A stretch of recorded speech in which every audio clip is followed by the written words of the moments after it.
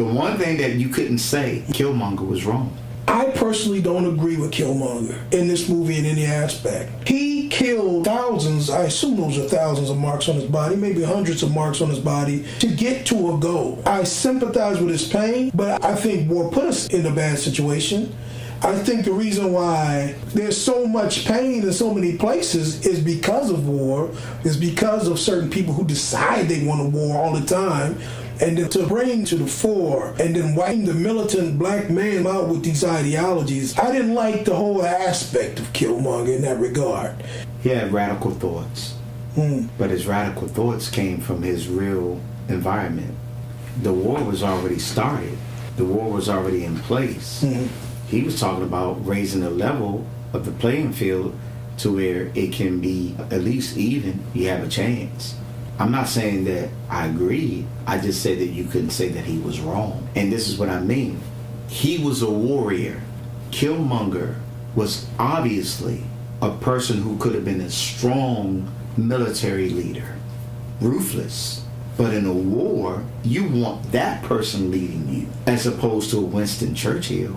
I think there's a time where propaganda is powerful, but results, whatever field you on, you need someone who really knows the art of war. I think the general would have been much better leader in war than Killmonger, because she doesn't forget the purpose that she's there for.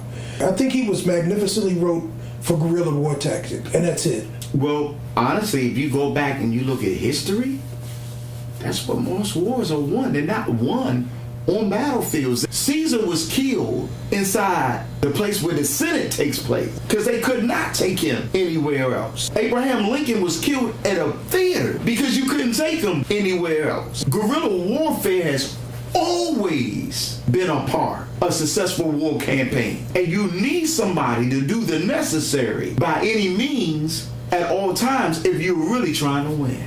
I mean, think about it. The Goths did not beat the Romans with anything but guerrilla warfare.